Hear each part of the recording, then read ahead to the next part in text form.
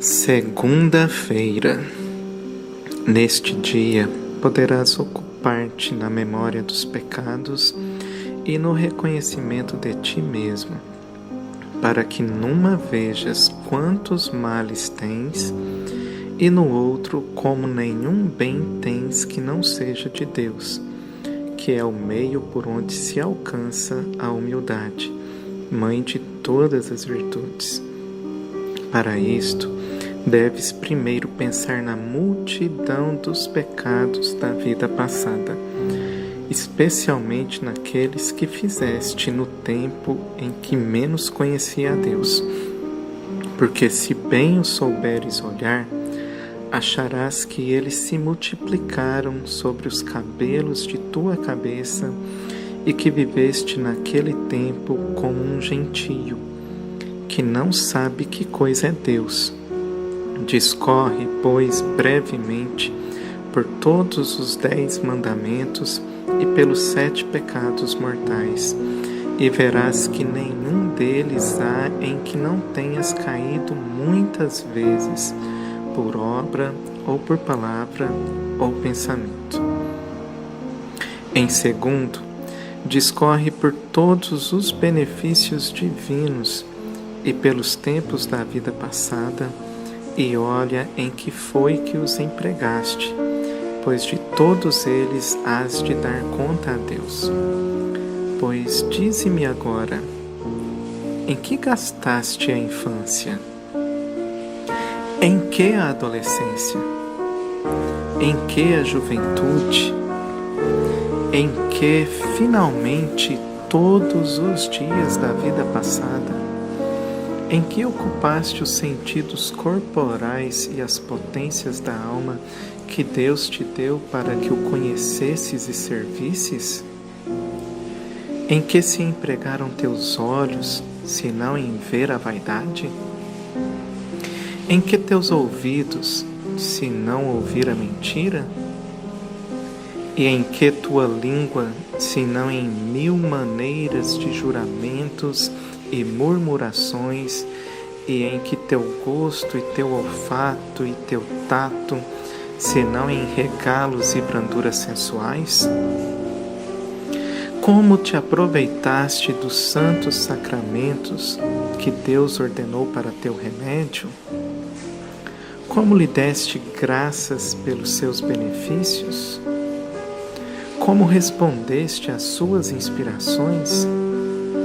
Em que empregaste a saúde e as forças e as habilidades de natureza e os bens que dizem de fortuna e as disposições e oportunidades para bem viver? Que cuidado tiveste de teu próximo que Deus te encomendou e daquelas obras de misericórdia que te assinalou para com ele?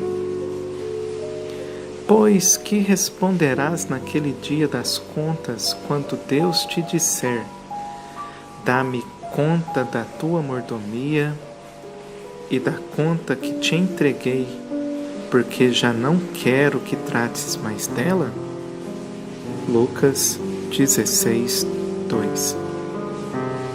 Ó árvore seca e preparada para os tormentos eternos, que responderás naquele dia, quando te pedirem conta de todo o tempo de tua vida e de todos os pontos e momentos dela?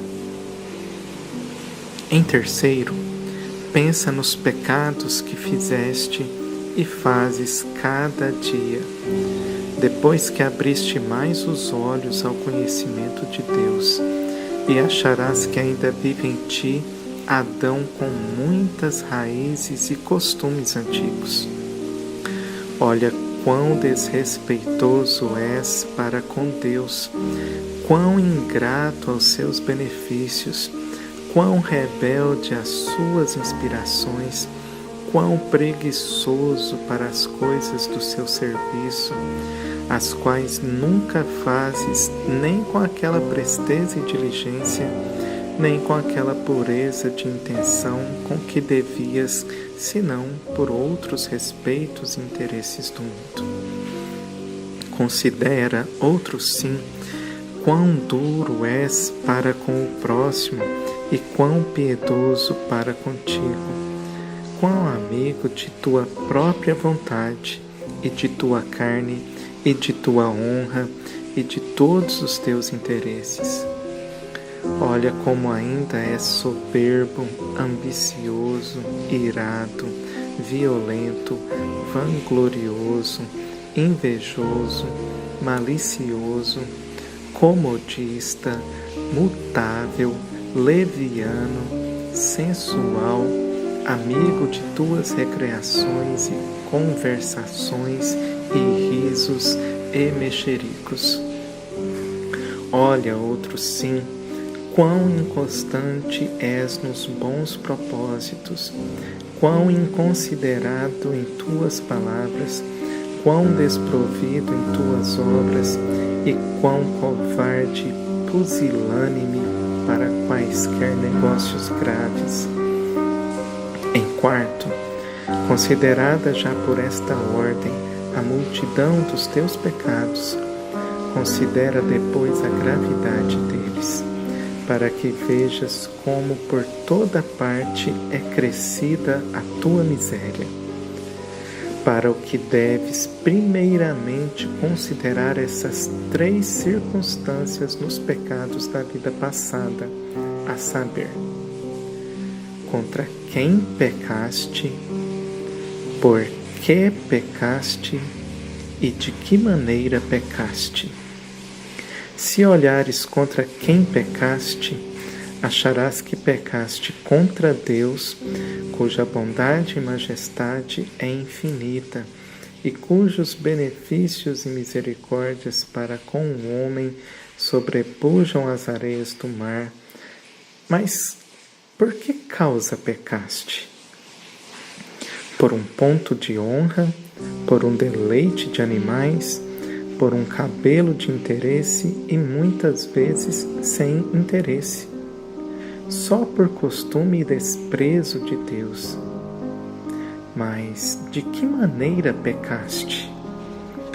Com tanta facilidade, com tanto atrevimento, tão sem escrúpulo, tão sem temor e às vezes com tanta facilidade e contentamento, como se pecasses contra um Deus de pau, que nem sabe nem vê o que se passa no mundo.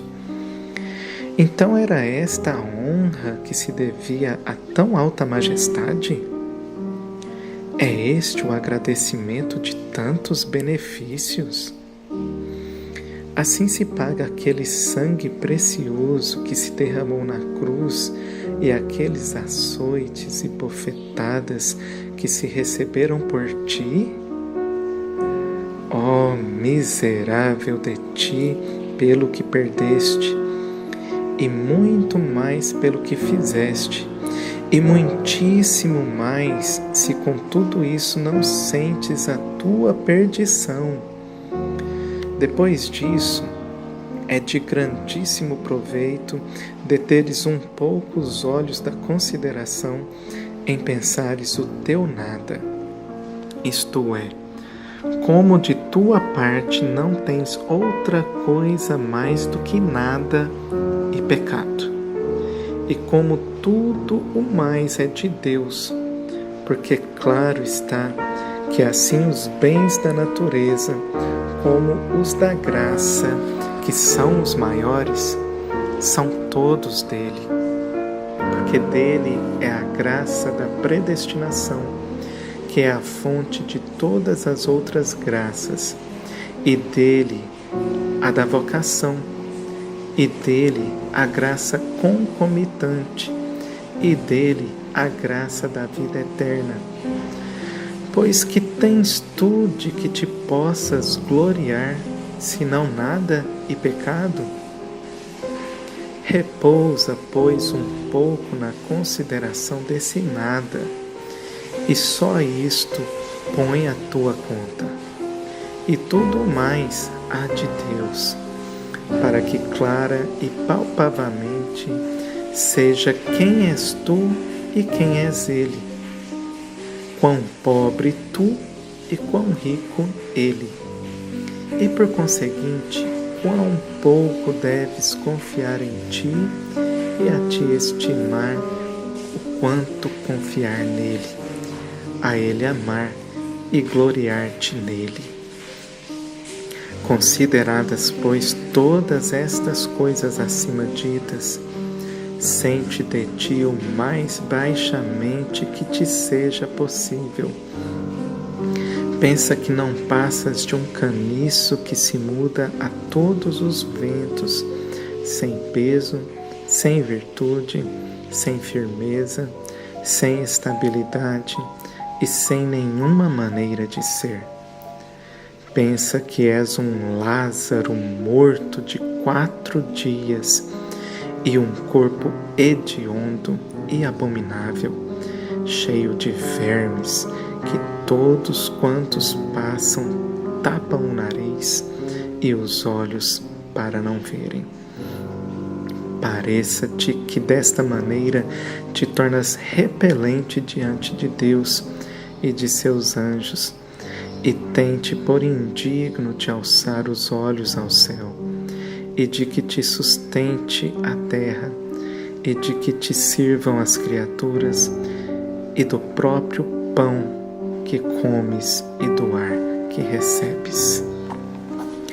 Lança-te com aquela pública pecadora aos pés do Salvador, e coberto teu rosto de confusão, com aquela vergonha que padeceria uma mulher diante de seu marido quando lhe houvesse feito traição, e com muita dor e arrependimento de teu coração, pede-lhe perdão de teus erros, e que por sua infinita piedade e misericórdia haja por bem tornar-te a receber em sua casa.